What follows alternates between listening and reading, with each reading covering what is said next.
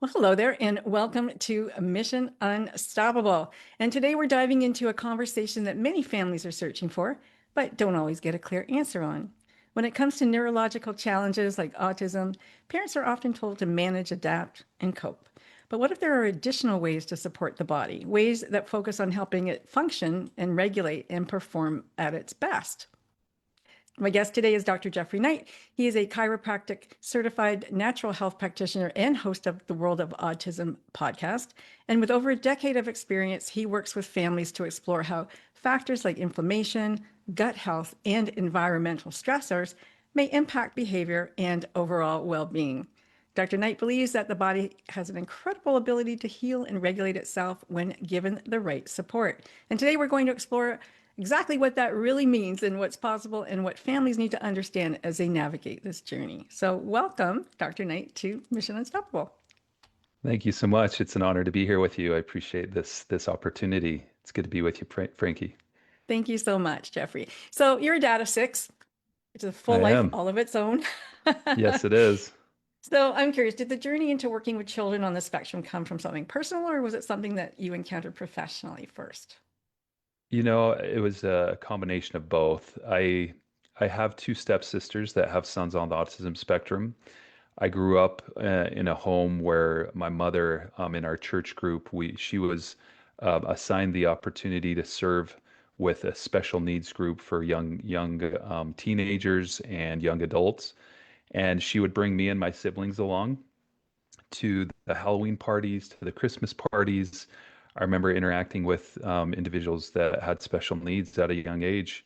And so I feel like that definitely primed I guess, my heart to be more sensitive to these families and these individuals.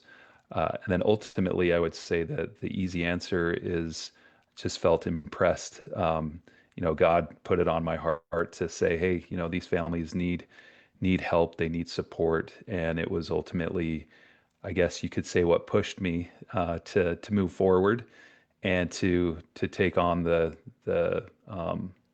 opportunity and the challenge of serving individuals on the autism spectrum. So a little bit of everything there.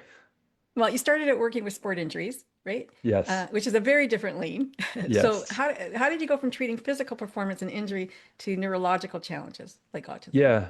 When I was in chiropractic school, it always fascinated me the more I learned, and because, as a doctor of chiropractic, we get trained as any healthcare practitioner that is considered a primary care physician.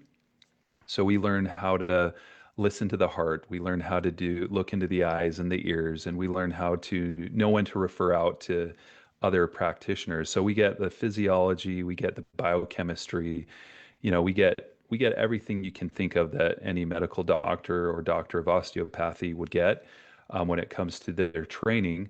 We, of course, apply the principles of healing a little bit differently. It's definitely more of a holistic approach. But I remember sitting in those classes of, neuroanatomy and neurophysiology, and also the connection with like just physiology, like understanding the way the hormones work and the way the digestive system works. And that always fascinated me when I really basically, I guess you could say, lift the hood up and look at the engine of the car. And it's just like, wow, this is an incredible creation we have here. So I always fascinated with that. I started with musculoskeletal because that was the natural fit that most chiropractors pursued. And it was what I was intending to do all along. But it was like the one thing I knew and had a lot of confidence in was the musculoskeletal side. The whole serving children on the autism spectrum was something that I felt impressed early after graduating from chiropractic school that that was a path I needed to pursue. And this was kind of my thought was like, how am I going to do that? So, of course, I stayed in my lane of musculoskeletal for a long time. And then it was probably, and I graduated in 2012. And it wasn't until probably about 2014 was when I really took it serious that I was going to actually find ways to create solutions or support or provide some level of healing and help for these families that have kids on the autism spectrum. And so it was once 2014 hit, then I just really started asking the question, okay, when it came to doing education and continuing education, because we all have a certain number of hours we have to fulfill just to keep our license up. But the one question I would always ask, I would say, okay, is this something that could potentially allow me to serve a child on the autism spectrum? And if I could answer yes, then I would pursue that education. And so that's how I sought out training. And then I started implementing things into my office. And I used my office as my, I guess you could say, my laboratory.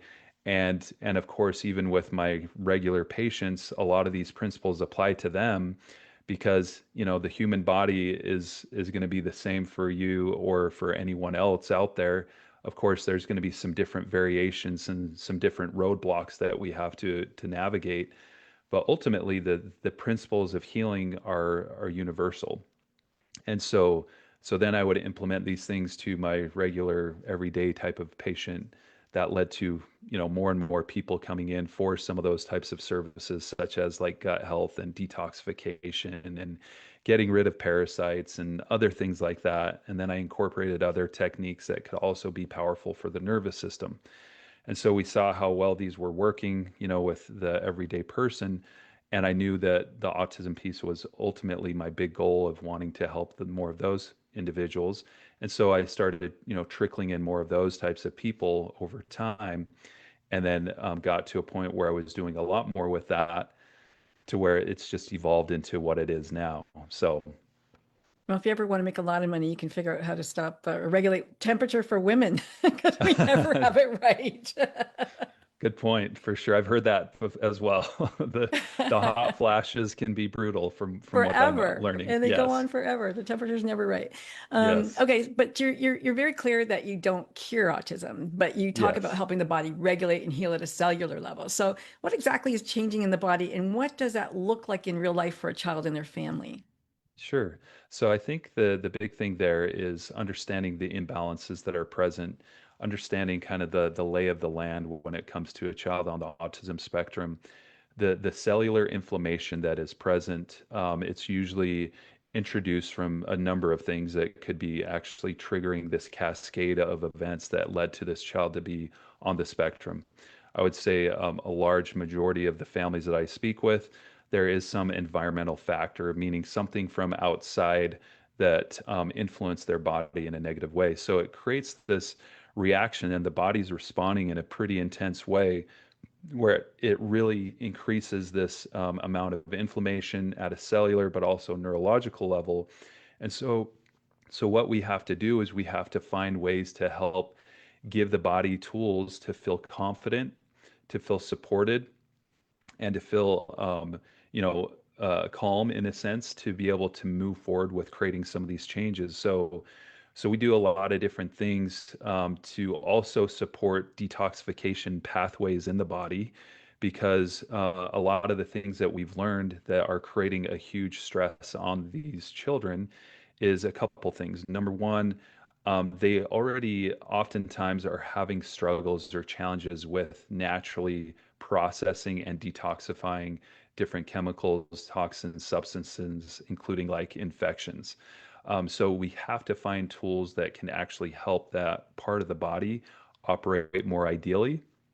And then, of course, from there, we have to prepare the body so that when we do start to pull some of these unwanted chemicals or toxins out, that it's going to have an easier access or pathway of elimination, through, urination and through, going poop on the toilet, to make sure that those things are actually getting out.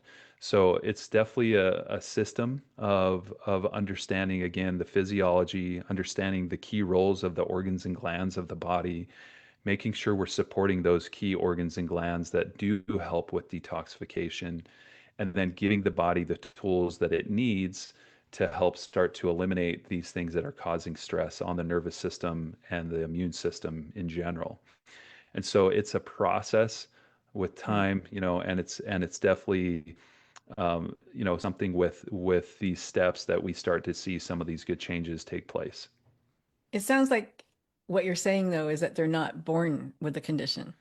Correct. I would say, and arguably there may be some cases where parents have actually reported saying, I feel like this was just how they were when they came out.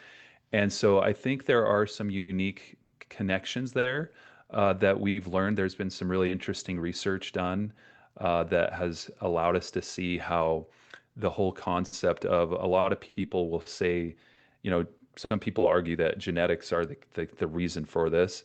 And I would argue the opposite, that there is something that is creating this reaction or this change. And it could be that there could be some of these kids that are being born into a situation where they've been exposed to things just from being in the womb. For example, there was a really interesting study done by the Environmental Working Group several years ago. I think it's been up probably close to 20 years ago now, or if not more. And they studied the cord blood of a newborn baby, and they found that like over 200 chemicals in that newborn baby's cord blood that were actually highly toxic, and actually some of them were even cancer causing substances. So unfortunately, for a lot of these children, they're being born in the world that we live in. It's become more and more toxic. We have so many different things we're using with the materials we use when it comes to, of course, the way we grow our crops. Plastics. Yeah, the plastics is huge. The synthetic, polyesters, all those things that are used from petroleum. Yeah. um, Basically, that's something we're wearing, we're consuming, we're interacting with nonstop. And then there's so many different things that are actually found on the shelves of our supermarkets, our, department stores, etc., that actually have a lot of chemicals that have never actually been studied either. Yeah. And so unfortunately, it's a toxic soup that a lot of these kids are actually being born into, and it's not the mother or the father's fault. This is just kind of what has But you get evolved one out over of time. 5 kids or one out of 3 kids. So let's just take a step back then, and talk about autism as a spectrum, because no two children are the same. And Correct. and so how do you define autism within the spectrum, and where do you see your work having the most impact? Because there's nonverbal, there's kids who are, kind of ADHD. Where on the spectrum do you find that your work is the most impactful? That's a great question. I would say, I guess the question is, what are you trying to accomplish? So if your goal is specifically around helping a child that's nonverbal become verbal, that those are definitely more difficult situations that we work with. At the same time, that same child is going to have behavioral things. He or she might have some meltdowns, might have some challenges with sleep. They might have some difficulty with regular bowel movements. They might have some difficulty connecting or engaging with others. So in that case, then I can definitely help them with a lot of those underlying stressors or challenges that they're faced with. I never guarantee, like you said, I'm not going to guarantee that we're going to cure anything, but we're more looking at how can we fine tune the body and its natural ability to function, and really give it the tools to help it do a lot of the heavy lifting itself.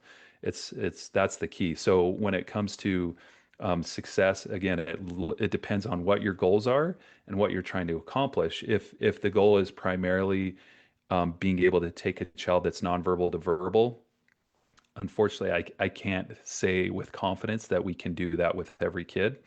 But if it is more of like, hey, I'm trying to help my child learn how to self-regulate better, learn how to sleep better. I want to help them be able to feel like they can communicate or connect better if their communication is even limited, or maybe not be so reactive to certain things, then I would say those are situations we definitely help with all the time, and where we can really have a lot of confidence in.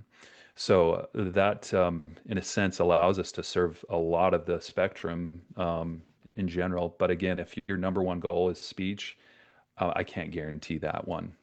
That's one that I So, definitely I definitely say we see kids that struggle with speech. For example, we have right. a few kids that have maybe a few words, and through this, we do find that they actually start to increase their ability to speak more, or to even use more words at a single time. A lot of kids on the spectrum might use one or two words at a time. But one mother just that I was speaking with recently, that's been working with me for the last few months, she just said, "Yeah, my son is actually making more effort to, be um, be creating more words and to verbalize his thoughts better. Um, so so we are seeing changes there, but hopefully that answers your question. Yeah. I mean, at the end of the day, are we trying to fix them or are we trying to better understand and support how they experience the world? I guess that's another important question to ask too, because I know there's a lot of individuals that are on the autism spectrum. And I would say these are mostly individuals that are now like adults, where they say, hey, I am proud with who I am and with the diagnosis I have. And I don't want anyone to actually say I need to be healed. And I have Mhm. complete respect for that, 100%. And if that's how you feel and you embrace that part of who you are, then I would say beautiful. That's how we should all be. We should all embrace who we are and just the individuals that we have become, and of course the way that our current situation is. At the same time, I have a lot of parents that are reaching out in desperation, saying, "My child, I'm fearful for their health. I'm fearful for their safety. I'm fearful for my safety." The aggression, the way they're harming themselves, the way they are screeching or screaming, the tantrums, the meltdowns, it's affecting everyone under our roof. We can't go out, to dinner. We can't go out on vacations. Like this is like the reality that we're living in, and the stress and the high level of just under trying to understand what to do is probably the thing that I'm responding to the most. Um, I shouldn't say probably. It is the those are the situations I'm responding to, is the parents' plea to help their child because they realize their child. A lot of times I'll hear them use the words, I can sense my child is locked, or that their voice isn't able to get out, that they feel restricted and they can't express themselves because they have these limitations and they don't know how to handle it. And so those things are the ones I'm actually responding to. I mean, I'm going to think it's unusual probably for a chiropractor to handle these kind of cases. So the success that you are having, excuse me, the success that you're having with these children, um, I'm assuming you're sharing this across your practitioners, are you? Or It's let's just be all I'm really horrible at putting myself out there with like social media. but You know, I, not to the parents, but to the other practitioners, the other chiropractors. I mean, for that like different modalities are doing different things, and who's being the more successful of them, let's say, in terms of helping parents with those kinds of problems with their children, especially the ones who do self-harm or are the screamers, or where the whole yeah. family just wants to go away and wish, you know, You they know, that's could.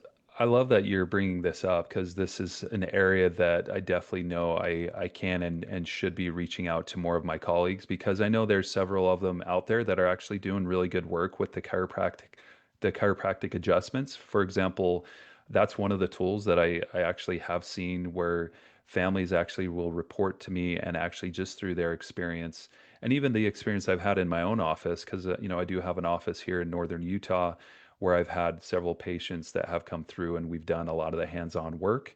And we do see and notice improvements from that. So, but there's so many pieces to this that is something I definitely need to be doing better at, trying to reach more of my colleagues and say, hey, I know all of you, or at least some of you, probably have some connection with kids on the spectrum. Let me complement what you're doing and actually add to what it is to give this child even more, and that'll even help you with your this patient as well. I actually had an ABA therapist reach out to me, which is a common therapy that a lot of these kids are recommended to do, to help more with behavioral stuff. But I had a behavioral therapist reach out. She said, "Hey, I'm really good at the behavioral side, but the cellular side and like the physiological side, I have no clue. And this is something you can fulfill for me." And so I thought that was really neat that they had the abundance to realize, like, hey, my skill set is limited. um, can you help me with this other part of it? And I kind of have that same approach where when it comes to therapies, like whether it's speech therapy, occupational therapy, the ABA therapy, which we mentioned, those are really common therapies that a lot of these families are implementing. and they are helping in a lot of ways. But there is a missing piece to it. And so that's where I come in and say, hey, let's use a village here. Like, the saying, the village raises the child, right? Well, let's Right. use a village of healthcare practitioners and see what we can do collaboratively and together. Because I'm not going to take away from you. You're not going to take away from me. It's not like this is a finite pie, that we're dealing with. This is like, hey, we have this opportunity to be abundant in the resources we have and to support. And so I love that you're bringing that up because it is definitely something I can do better at as far as reaching out and letting other practitioners know. Um, I knew a mother who had a child on the spectrum. He was normal till he was 2, she said. He was normal till he was 2. And then one day I walked into his room and that was it. Mm.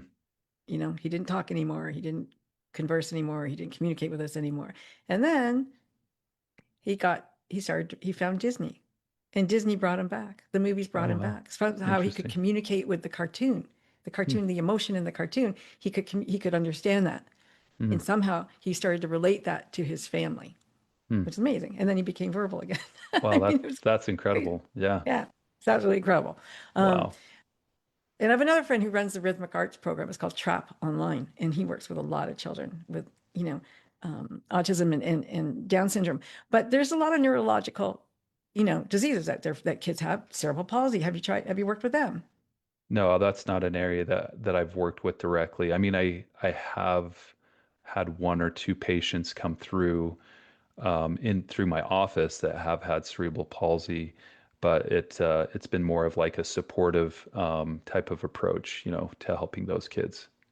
Are there any other neurological diseases or, that you can think of that would be helpful, Yeah. like autism, that you could do Yeah, that so parents could? ADD, ADHD, even, there's some tools that we found that have been helpful for insomnia, some OCD stuff, even like PTSD stuff. Some of those things, some of the PTSD and the OCD would be a combination of things that I can do virtually because a lot of the work I do is virtual. I have families from all across the country here in North America that I'm serving, but then there are certain things that actually are better implemented in person. And so with those situations, that would be more of like some of the OCD and the PTSD. There's some different protocols and things that we do that can be really Can you helpful share for that. anything online? Can you share anything about for somebody who has OCD or? Yeah, so like again, a lot of things. So there's one of the tools that we use in our office is called Neurofeedback.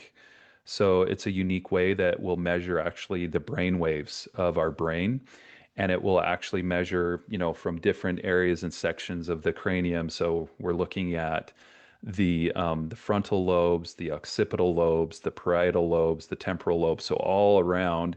And then we're testing and measuring the brain waves. So like your delta, your alpha, your theta, your beta, your high beta, all those different brain waves. And there's supposed to be with each section of the brain and with each brain wave a certain frequency that should be hanging out in, like a certain parameter that we want to see it.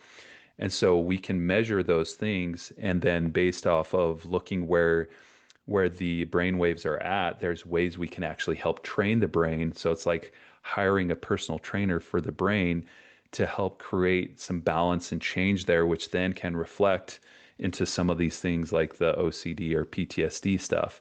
And so there's neurofeedback practitioners throughout all of North America. So, I mean, that's definitely something whoever is listening to this, if they live close to someone that has stuff like that, it's definitely a tool that's really, really effective. One of the other tools that we use, and it's actually a technique that I guess you could say I kind of stumbled across it thanks to the request of one of my patients. So one of the tools I use, it's a technique or a training I learned from an individual named Dr. Michael Chance.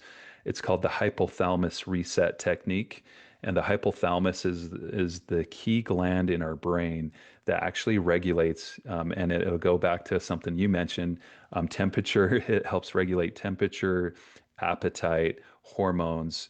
And then it also has connections with that part of the nervous system that regulates that fight or flight, and also the opposite of that, which is that rest, digest, repair, recover state of our nervous system. And so the hypothalamus reset technique is something I learned, but then thanks to some of the things that Dr. Michael Chance taught me, I then took that to a different level in connecting to trauma and specifically past traumatic experiences. And so I took the tools I had and I was, I guess you could say, enlightened. God definitely impressed upon my mind some things that I could do because I had a patient come in and she had witnessed me working with her daughter and she had this strong yearning desire like I need you to work on me too, but I don't have anything cellular really, but I have more things that are stuck emotionally. And so I was like, okay, let's figure it out. So we used these tools from the hypothalamus reset technique that I learned, and then I incorporated just some things that I had learned from some other techniques that I've learned. Another one is called the neurological integration system, which that one comes from a man named Dr. Alan Phillips. He's out of New Zealand. And that work is also known as Neurolink Global. So there's practitioners all over the world that use that technique as well. So I basically took, again, all the tools in my tool belt, and I'm like, okay, what can I do to help this person with this PTSD and some of these stuck traumas that she's dealing with on an emotional level?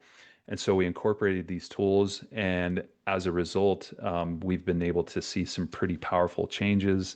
I've actually taught that same method to some other practitioners in my office that are actually having success using it as well with their clients. So, which I'm thrilled about. And we're seeing some phenomenal things. I mean, just to, if you, are you okay if I share an example? Yeah, love to. Love to hear Okay. it. And I'll share one from this practitioner that I train because it's kind of neat. I've had my experiences, but hearing it that someone else can actually reproduce this is really encouraging. So this practitioner, he had a client who has, she's an executive in a bank. She works here in Salt Lake City, and the building where she works out of, she has a corner window with a beautiful view. The windows are just like, she's got like a almost Like corner 180, office. yeah, Yeah. corner office. So it's like like a 90-degree angle of just looking out. What's interesting though, she has this really strong traumatic reaction anytime she sees a window washer outside that's hanging from, you have that harness and everything. Why? Because she had a sister that died tragically doing that Oh, wow. decades before. And so anytime she sees that, she immediately has to leave her office because it just triggers her so hard to where she has a strong emotional reaction and it just stresses her out. So this colleague of mine uses this PTSD protocol on her and connects it to, again, there's ways we're connecting to the hypothalamus, but we're also connecting to what's called the sympathetic and the parasympathetic nervous system. And those are the nervous system that we talked about, where it's the sympathetic's more that fight or flight part of our nervous system, and the parasympathetic is the opposite, which is that calm, rest, digest, repair, recover. And so there's these unique ways where we're able to tap into those parts of the nervous system. And then we get the patient to get into the mindset of that stressful situation. And as we're contacting certain points on the cranium, while they're holding specific vials that have some energetic frequencies that connect to the hypothalamus, basically we do this reset. It's a reset protocol, and it's as if we're in a sense like creating trying to create the original blueprint to the nervous system, and in a sense saying, hey body, you can let that stress go. There's no need to continue to hold on to it. You don't have to be so reactive. And so that's in a sense what we're doing. So this colleague of mine does this with this executive, female that has that corner office that I'm telling you about. And what's amazing is window washers came like probably a week or two after. She's like, I didn't have that reaction that I normally do. I didn't have that anxiousness, that feeling of needing to flee and to get out of there. Wow. Like I That's could just impressive. stay in the moment and it didn't affect me like it normally would. So I was just like, how amazing is that? I mean, that was like a huge thing that this woman, this sweet woman, had been dealing with that stress and that reaction for 30, 40 years. Another quick example is I had a patient who was in a car accident, and anytime they would drive through that intersection where that car accident took Mm, place, the heart starts racing. They start to sweat. They get anxious. They start kind of looking in fear and trembling because the body's saying, "Hey, don't forget, this is where you got hurt before, so you need to be careful," because our body just naturally is trying to sure. protect us. And so she was dealing with that every time she'd cross this intersection. And obviously, it was an intersection she went through a lot because it was close to home. So I'm like, okay, let's work on that. So we definitely did that whole PTSD protocol, and now she drives through it with no reaction to it. So those are things that are necessarily needing to be done in person. I wish I could figure out a way to do that virtually because that would be Hypnotherapy. awesome. Hypnotherapy is It is does another work. thing for sure. Yeah. Yeah. Um, yeah, the vagus nerve, the vagus Yeah. nerve. Yeah, we're I know tapping that into the that. Yep. stimulation of that with addiction, with pain, resetting the gut. I mean, there's a lot there too. Do you work with Yep. that at all? Yeah. Yeah, yeah, definitely. Yeah, a lot of these protocols we use, it does incorporate the vagus nerve for sure. And what about addiction? Have you Yeah, tried that? the addiction, I think the neurofeedback does have some connection there. The but we haven't done much with addiction in our office. That's not an area that we've really navigated, in the sense that Not people not aren't. even not even drugs, food, Yeah, cigarettes, alcohol, gambling, anything like yeah. that. You could, it's I, the I same you know. center, I believe. I agree. And I think that we could navigate into those spaces and actually have some impact there. It's just one that hasn't necessarily, I guess you could say, has either it hasn't found us or we haven't found it Yeah. or we haven't really, I guess you could say, actively pursued it. So, Well, I have a personal question yeah, because please. I just got one. Well, haven't got it yet. Um, a grounding sheet for pain. Yeah. What do you know about that? Like, how does that work well? Yeah, I Have you think they, experienced uh, that? oh yeah, I think they do. And I do have several individuals that have used them. We actually use them in my home with for several of our mattresses where me and my family sleep. And the beauty with that is it is connecting us to, in a sense, Mother Earth. There's something about, for example, going barefoot on the beach, right? Mhm. Or being in nature, or just walking barefoot outside in the dirt or the grass. I mean, there's something powerful with that that just kind of connects you, right, with the earth. And I love that we call her Mother Earth because, think of a loving mother who wants to take care of us, Right. and ultimately the earth has that energy and that potential to really create healing and, of course, create life as we see trees and plants and bushes and, of course, everything else. So, yeah, the grounding can be a But in really in powerful respect to tool. pain, in respect to In, chronic in pain or respect, neuropathy or yeah, is any of those yeah. conditions, let's say, have you seen any relief or does it You work? know, I think I know there's people that are getting relief from it. As far as it becoming a long-standing like tool, or maybe the one avenue that someone's using for that purpose, I don't have enough evidence or information or research that I've done to see if someone that has like chronic pain and if that alone has solved their issues. I don't have enough to Data really on that? speak to that. Yeah. How much silver is supposed to be in them? Any idea? I'm not sure. That's a good question. Yeah. I'm not sure. Okay. Okay. That's fair. Yeah. That's fair. So, with somebody with autism, a parent who has a child with autism, um, how many sessions do you think it would take before they see? I mean, let's be honest, it's not cheap to go for a session. So somebody would have to, how long would they have to go? 6 months, 3 months, 2 weeks? Like, Yeah, kind so of what would the average be? with the virtual program that I've created that's focused on cellular healing, and helping kids detox.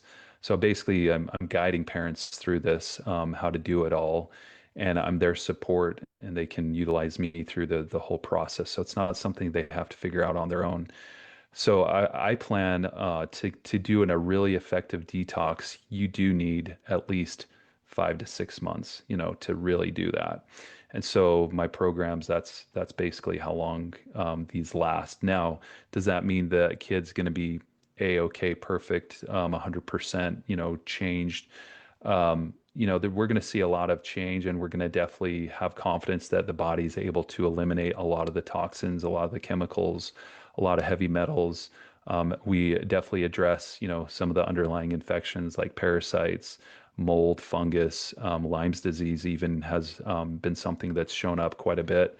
And so we have a lot of confidence knowing that we're giving the body the tools to address that, and where we're able to really support that change. At the same time, once we get to that point of 5 or 6 months, at that point, more of the goal is, depending on where the child is, then we might have some loose ends we got to take care of, some, something here or there, and then it's just more kind of taking those necessary steps to address whatever might still need a little extra support, to where it would be like a month to month type thing for families at that moment. But we do expect, and we do see positive changes in the time frame that we're working together.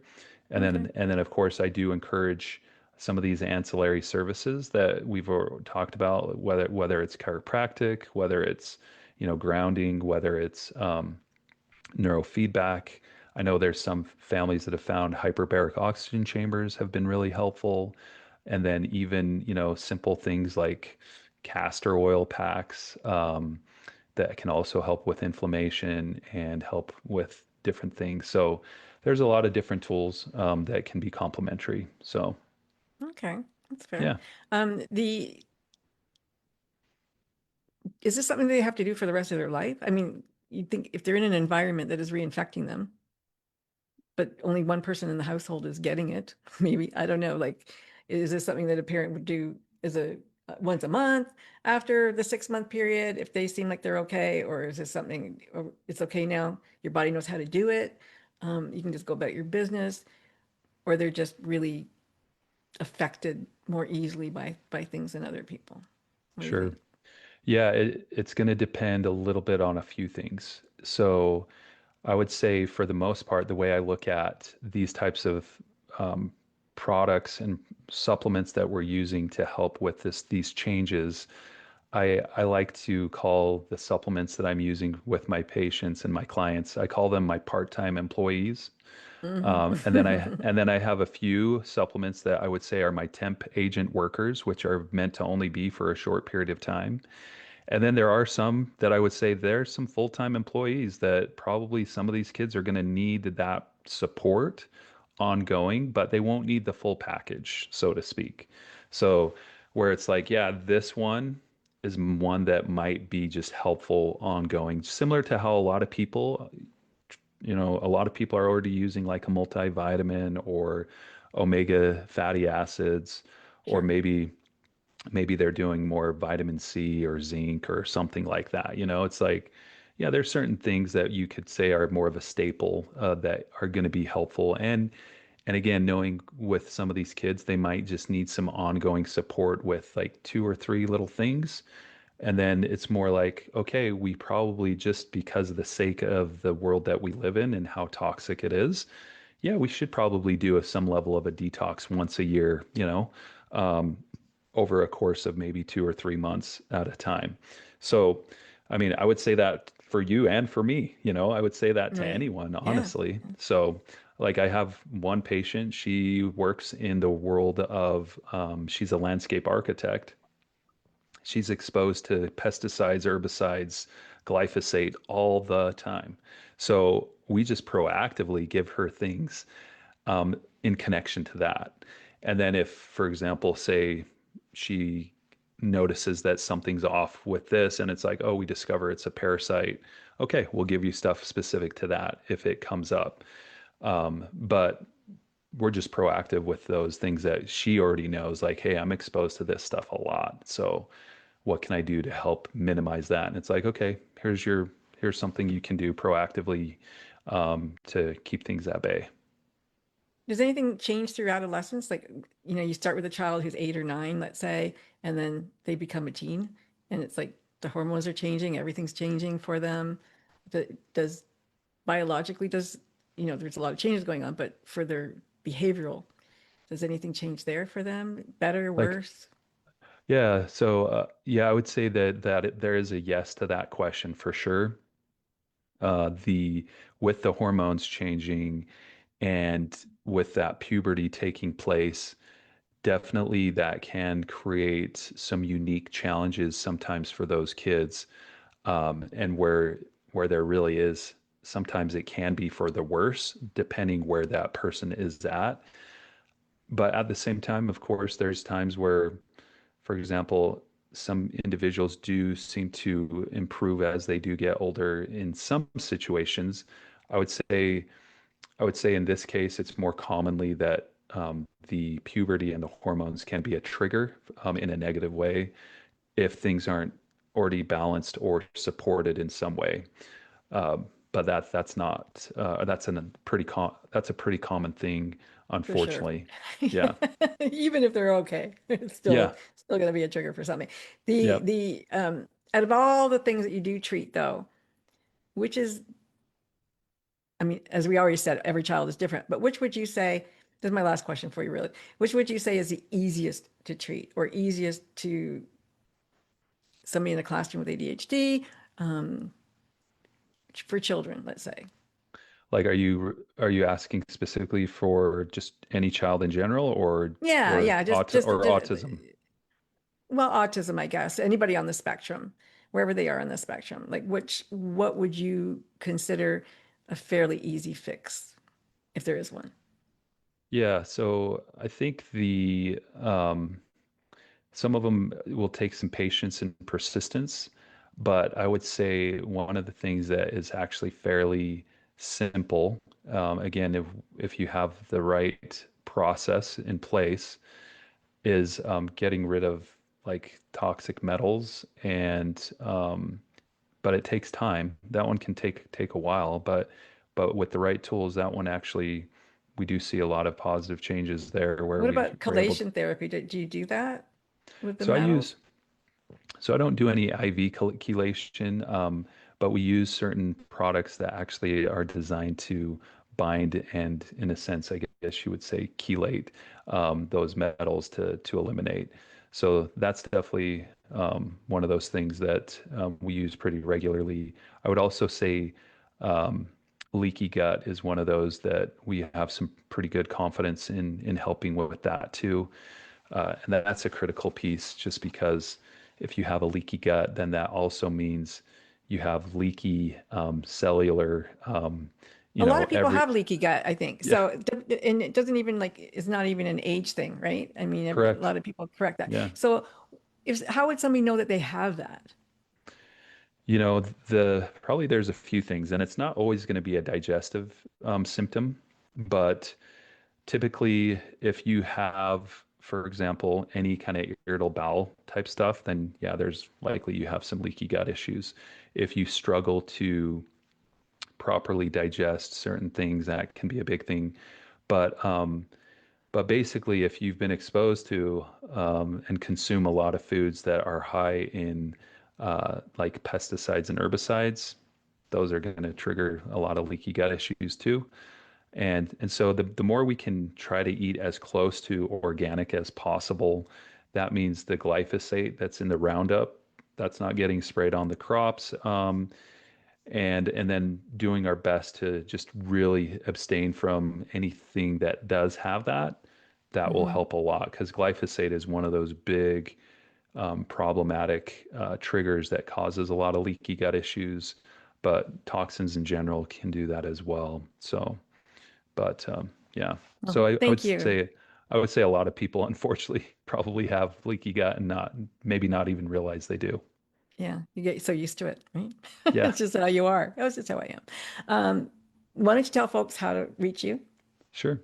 Yeah, so the best way to reach out would be the families that have children on the spectrum, the ones that I'm working with virtually.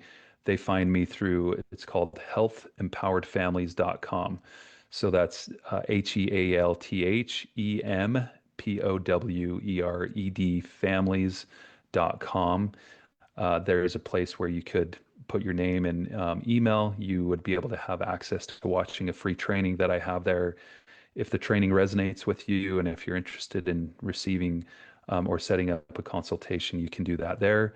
If you're interested in actually coming into our office, so our office is called True North Chiropractic and Wellness Center. We're here in Utah, and the website's truenorthchiro.com. CHIRO is how you spell Cairo. So truenorthchiro.com. And so that's the best way you can find us there. Well, thank you for that. I'm going to say goodbye, Yeah. Facebook. We're gonna leave you, and thank you for joining.